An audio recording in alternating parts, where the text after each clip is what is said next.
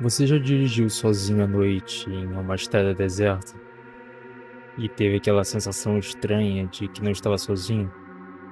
Algumas histórias não são apenas contos assustadores. Algumas experiências ficam marcadas para sempre e essa é uma delas. Eu nunca fui de acreditar nessas coisas, mas naquela noite, no interior de Minas, vi algo que até hoje me faz duvidar da minha própria sanidade. Meu nome é Gustavo. E essa é a história real do dia em que encontrei o homem sem rosto. Tudo começou com uma ideia. Eu e minha namorada, Camila, estávamos perdidos na vida, sem grana, sem planos, apenas a vontade de fugir da rotina e encontrar algo maior do que nós mesmos. Foi em um acampamento, perto da Serra da Canastra, que encontramos um casal viajando de van. Eles nos contaram como viviam na estrada, trabalhando em bicos no verão e viajando o resto do ano. Aquilo soava como liberdade. Camila pareceu muito animada com toda aquela história. No mês seguinte, encontramos uma van velha para vender em Belo Horizonte. Precisava de conserto, mas por 7.000 parecia um presente do destino. Consertamos, colocamos o colchão atrás e começamos uma jornada pelas estradas do Brasil. Uma vida simples, mas cheia de histórias. Naquela noite, estávamos atravessando o interior de Minas, indo em direção ao Espírito Santo. Eu dirigia e Camila dormia ao meu lado. A estrada era escura, deserta, sem um único carro por quilômetros. O rádio só pegava emissoras evangélicas ou programas de política. O silêncio era absoluto, exceto pelo som dos grilos e o motor da van. Foi quando Camila acordou de repente. "Olha aquilo!" disse ela apontando para frente. Meus olhos demoraram a se ajustar. Do lado direito da estrada, onde só deveria haver mato, havia uma luz fraca, meio trêmula. No começo, pensei que fosse um farol de moto, mas não piscava. Ela não se movia como deveria. Conforme nos aproximávamos, vi uma figura andando no encostamento. Um homem, caminhando sozinho naquela estrada deserta, sem nenhuma bagagem, sem nem sequer uma lanterna. Camila quis abaixar o vidro para perguntar se ele precisava de ajuda, mas eu a impedi. "Espera, tem algo errado." Passei devagar por ele, tentando vê-lo pelo retrovisor, mas algo estava estranho, muito estranho. Ele sumiu. Não havia como alguém desaparecer assim no meio do nada. Olhei para Camila, ela estava branca, sem reação. "Você viu?" perguntei. Ela demorou para responder, apenas me olhou e sussurrou. "Ele não tinha rosto." Depois disso, o silêncio na van ficou insuportável. Eu tentava encontrar uma explicação racional, mas minha mente estava em pânico. Até que, em alguns quilômetros à frente, a luz azulada apareceu de novo. Era o mesmo homem, o mesmo, caminhando da mesma forma, do mesmo lado da estrada. Isso não fazia o menor sentido. Dessa vez, reduzi a velocidade e parei ao lado dele. Camila segurou meu braço com força. "Não abaixe o vidro, vamos embora." Eu precisava ver.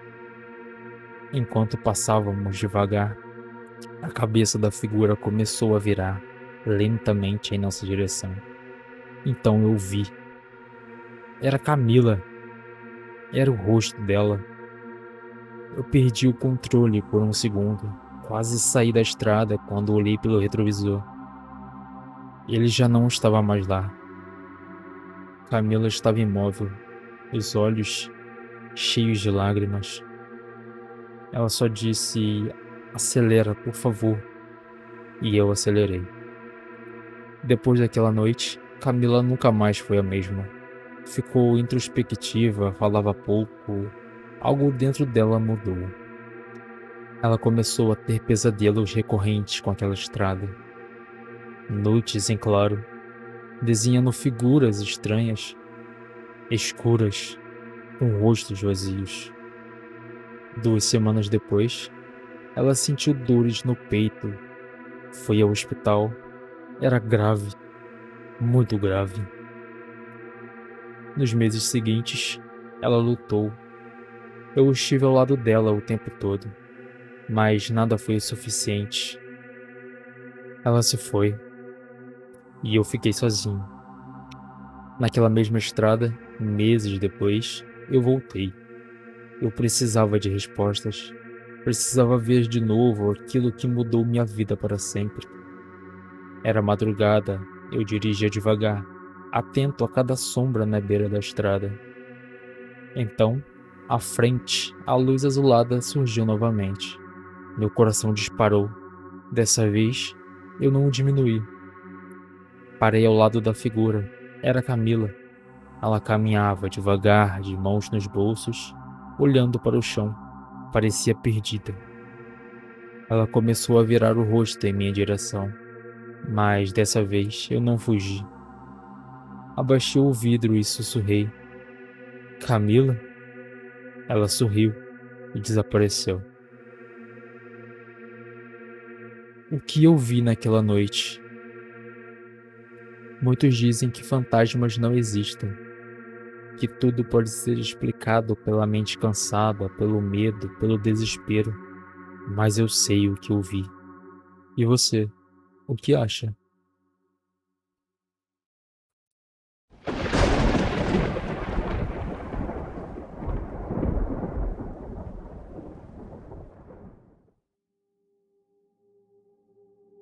Bonequeiro de São Bartolomeu.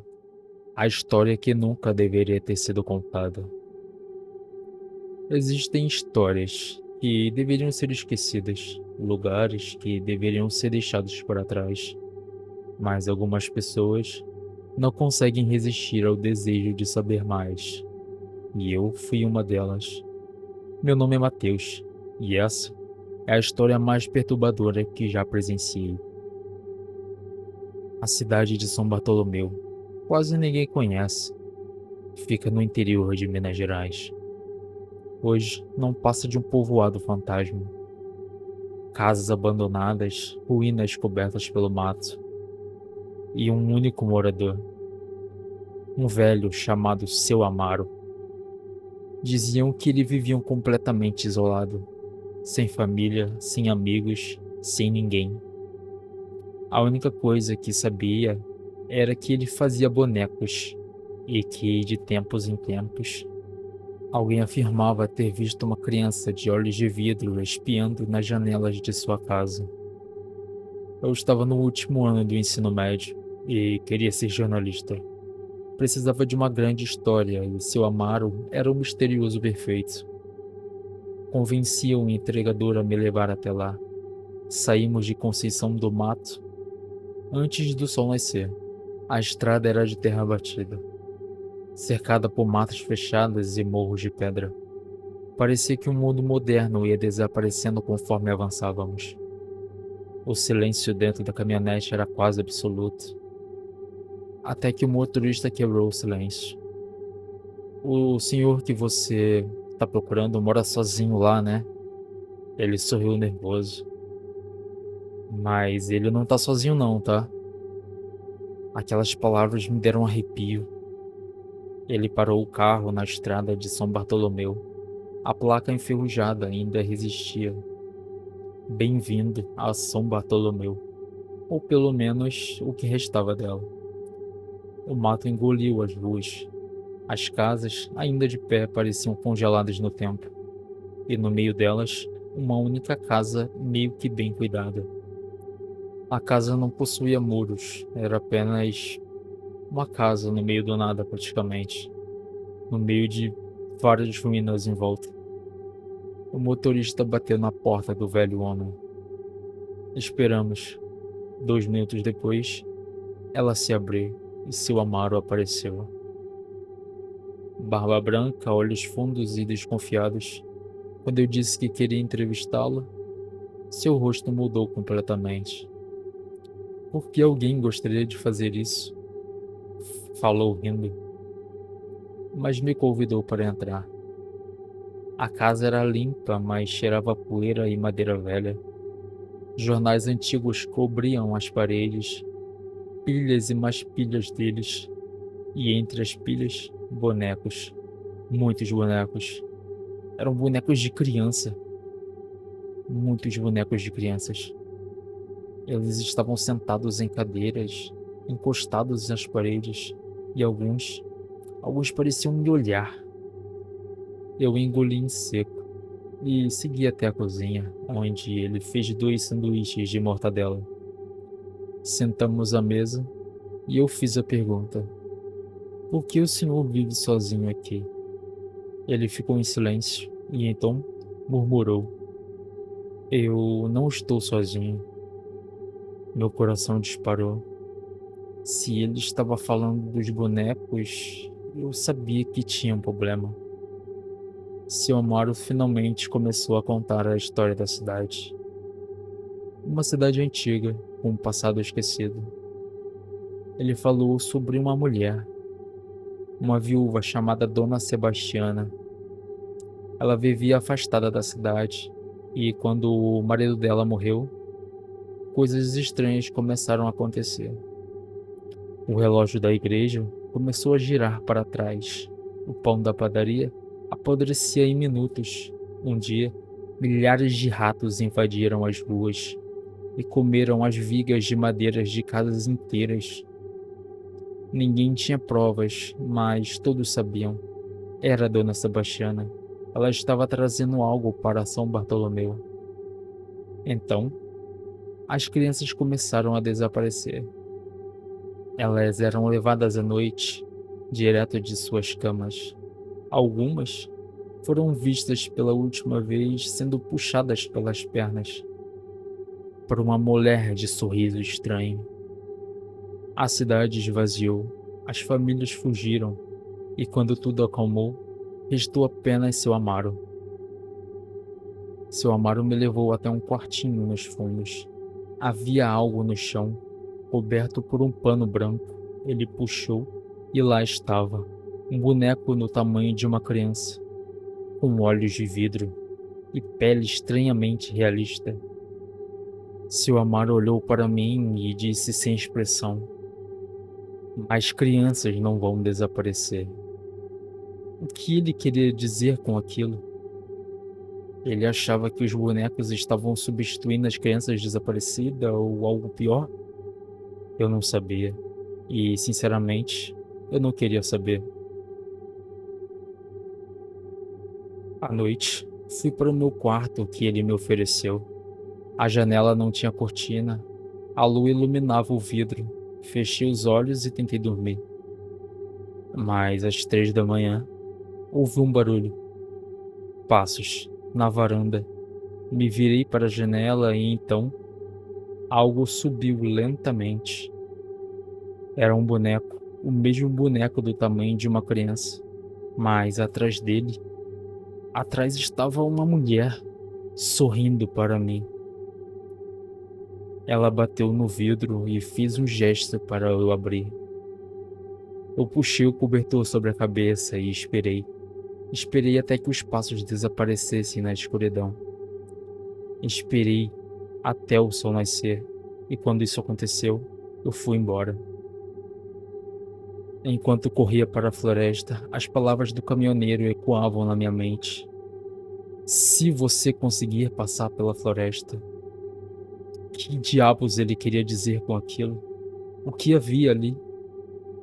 Eu não queria descobrir, só queria fugir. Mas enquanto eu corria, ouvi passos apressados atrás de mim, ramos estalando, folhas sendo esmagadas. Alguém estava vindo, ou algo pior. A forte sensação de estar sendo observado me fez correr ainda mais rápido. O peito ardia, os pés tropeçavam no chão irregular. Mas eu não olhei para trás, não podia. O pavor era tão grande que minhas pernas pareciam se mover sozinhas. até que senti o solo sumir abaixo de mim. Tropecei, perdi o equilíbrio e caí morro abaixo. Tudo ficou escuro. Acordei ao amanhecer, o corpo inteiro doía. Eu não entendia direito o que tinha acontecido, mas sabia de uma coisa: eu precisava sair dali. Andei por um dia inteiro, o sol castigava minha pele. A fome e a sede me consumiam. Eu só queria encontrar a estrada, queria ir para longe dali, longe daquela casa, daquele boneco estranho, aquela mulher. E então, ouvi um ronco de um motor. Um caminhão vinha em minha direção. Fiz sinal de carona, desesperado. O caminhão parou. E, para minha surpresa, era uma mulher dirigindo. Não sei porquê, mas ela me aceitou. Sem perguntar nada, sem hesitar. Apenas abriu a porta e me deixou subir. Me deu uma carona até a cidade mais próxima. Eu não disse nada durante o trajeto, e ela também não. Isso já faz mais de 15 anos, e até hoje ainda sinto o desconforto daquela madrugada, aquele calafrio na espinha. E eu sei o que vi, era um boneco andando pela casa. Mas como? Como aquilo era possível? E pior, aquela mulher, aquele sorriso sinistro, nunca saiu da minha cabeça. Às vezes penso que, de alguma forma, naquela noite, eu fui parar em uma realidade alternativa, porque nada daquilo faz o menor sentido para mim.